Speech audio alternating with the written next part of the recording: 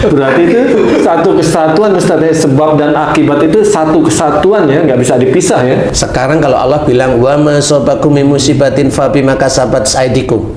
Satu kesatuan. Itu kan satu kesatuan.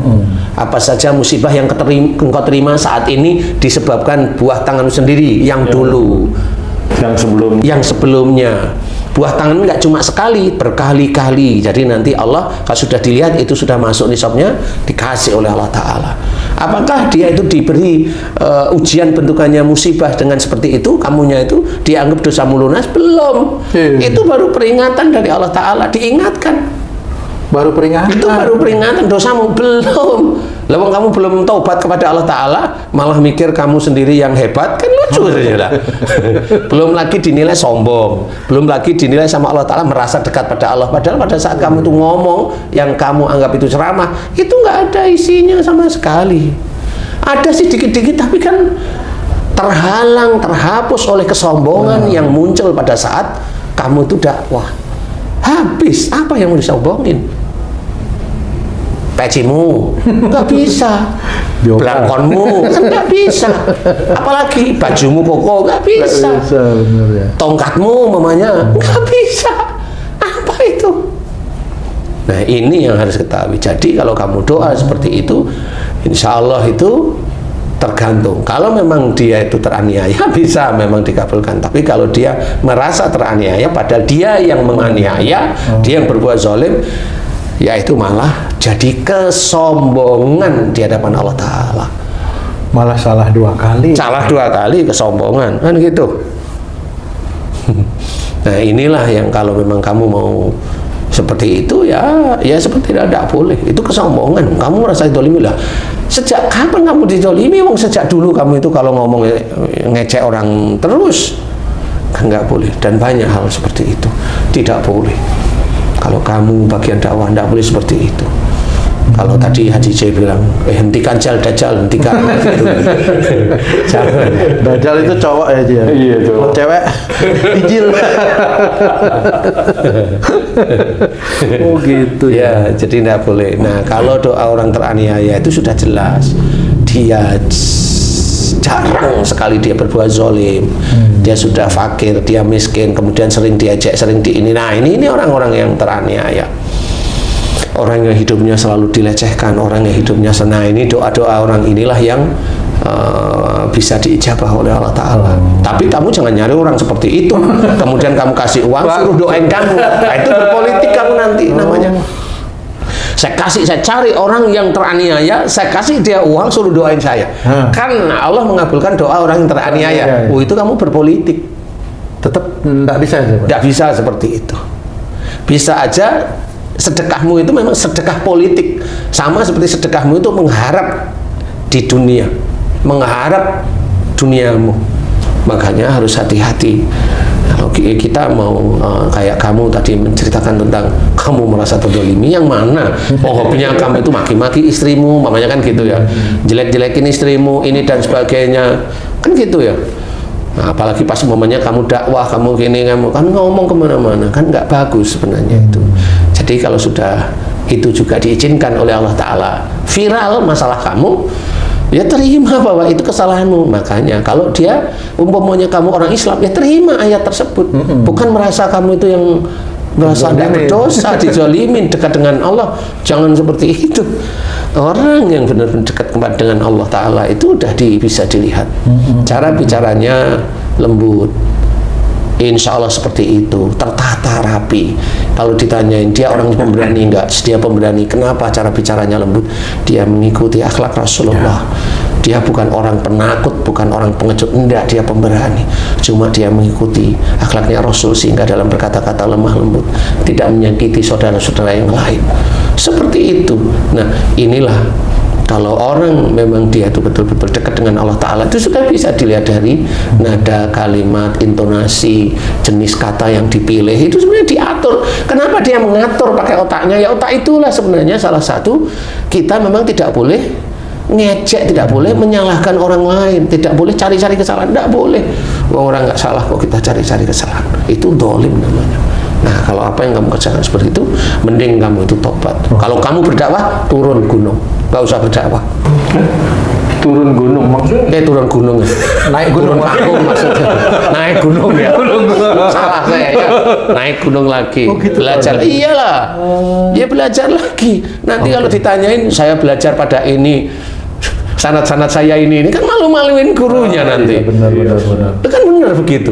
Sampai nggak diaku-aku gimana kalau nggak diaku-aku? Loh kan akhirnya kamu juga nggak diaku-aku itu. Kan gitu. Jangan merasa dekat, jangan merasa hebat, nggak usah. Kepandaian itu milik Allah, ya, kebenaran itu milik Allah. Kelemah lembutan itu harus kita kerjakan. Pemaaf itu harus kita kerjakan walaupun itu sulit. Tapi jangan arogan, jangan merasa terzolimi bahwa nah itu kan yang dipikir itu detik itu. Kemarin dia nggak mikir, ya kan gitu. Dan makanya kita harus belajar jangan merasa kita terzolimi kalau kita tidak bisa muhasabah. Kalau kamu umpamanya kamu tadi sebagai pendakwah seperti itu, kamu nggak bisa muhasabah. Udah, kamu naik gunung lagi, belajar lagi. Iya serius. Itu belajar lagi. Iya, biarkan teman-teman saudara-saudara yang lain itu yang dulu mentertawakan karena kebodohanmu, ya itu biar reda. Kira-kira berapa bulan mamanya? Ya kira-kira 15 tahun lah. Kayak guru silat tuh di atas gunung. Kan biar canggih besok itu. Turun itu udah jenggotan pakai tongkat kan persis itu.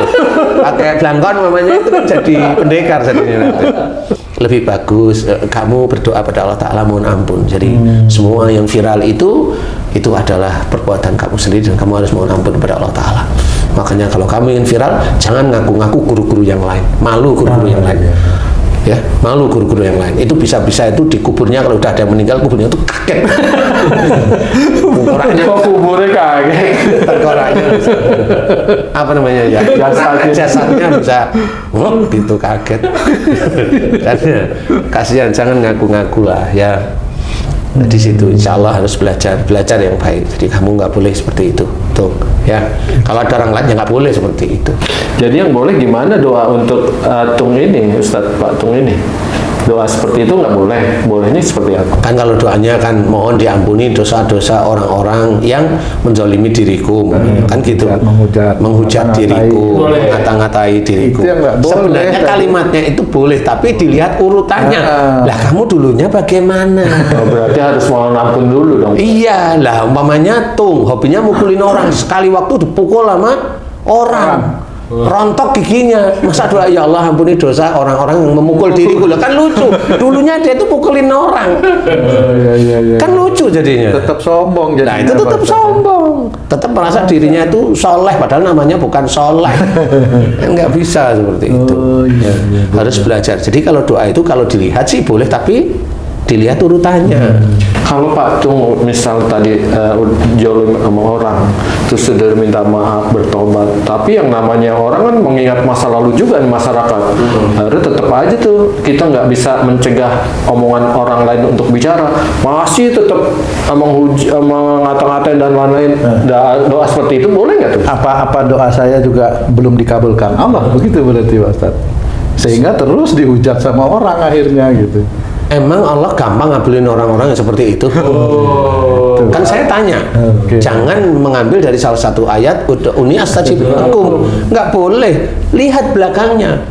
Ud'uni astajib lakum innal ladzina yastakbiruna an ibadah sayadkhuluna jahannama dakhirin. Nah, inilah belakangnya. Jika engkau sombong dalam menyembah kepadaku, akan kami masukkan ke dalam neraka dalam keadaan hina.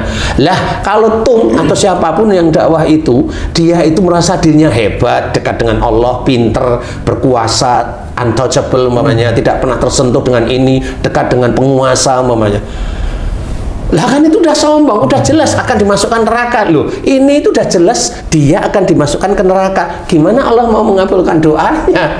Kan sudah disetip sama Allah Ta'ala. Jadi hanya merasa aja ya. Hanya merasa aja. Jadi berdoa yang baik itu benar. Tapi kalau berdoa, kalau kita merasa terzalimi, harus lihat dulu. Kamu terzalimi atau kamu sebenarnya mendolimi banyak orang. Dan kalau itu menjadi viral, dolim itu viral, jutaan orang mendengar, jutaan orang melihat, lah kan dosamu jutaan. Minta ampun cuma sekali, itu pun di dalam kamar umpamanya. Nangis hanya berapa menit sih? Kan gitu kalau nangis hanya di depan kamera. Kenapa? Nah, ya biar kelihatan nyesel. Padahal enggak. Dari kalimat yang muncul lagi loh, kan nggak nyesel, lucu. Bener. Karena nggak punya adab. Kalau nggak punya adab ya seperti itu, dia nggak punya hukum. Walaupun dia seorang Islam, saya nggak bilang beriman loh ya. Walaupun dia seorang Islam, orang beriman nggak seperti itu. Kata-katanya rapi, insya Allah rapi. Quran, hadis, Quran, hadis seperti itu, rapi. Kalimat-kalimatnya rapi, insya Allah. Dan itu bisa dilihat di setiap harinya. Insya Allah, mudah-mudahan ini bisa manfaat. Jangan berdoa yang lucu seperti tadi. Ya, yang berdoa untuk Serius tapi lucu sebenarnya. serius tapi lucu sebenarnya itu. Kan lucu. Kamu yang maki-maki istrimu, kemudian kamu, ya Allah, aku mohon ampuni dosa-dosa istriku yang aku teraniaya dari istriku. Lah kan kebalik-balik. Jadi gimana sih? Jadi jangan doa yang seperti itu, karena itu kelihatan kamu tuh sombong sekali. Sombong sekali. Makanya innal ladzina yastakbiruna an ibadah sayadkhuluna jahannama dakhirin, itu masuk kamu di situ. Kalimat di depannya nggak akan dikasih. Ud'uni astajib lakum, nggak akan dikasih. Pasti masuk neraka, udah pasti. Jadi sehidup-hidupnya di dunia kamu pasti masuk neraka. Karena sombong. Udah sombong selamanya, karena dia merasa Tuhan. Selamanya. Syirik dia untuk dirinya sendiri. Itu makanya jelas ayatnya. Mudah-mudahan manfaat. Wallahu a'lam. Alhamdulillah. Terima kasih banyak Pak Ustadz penjelasannya. Sahabat beriman dimanapun berada, kita memang harus hati-hati dalam mengucapkan kata-kata, apalagi itu doa ya, harus hati-hati banget. Mudah-mudahan apa yang disampaikan oleh guru kita Pak Ustadz Danu bisa bermanfaat untuk kita semua, khususnya bagi saya, untuk meningkatkan keimanan dan ketakwaan kita kepada Allah Subhanahu wa Ta'ala. Amin ya Rabbal Alamin. Saya Tung, sampai jumpa di video kami yang lain. Wassalamualaikum warahmatullahi wabarakatuh. Waalaikumsalam warahmatullahi wabarakatuh.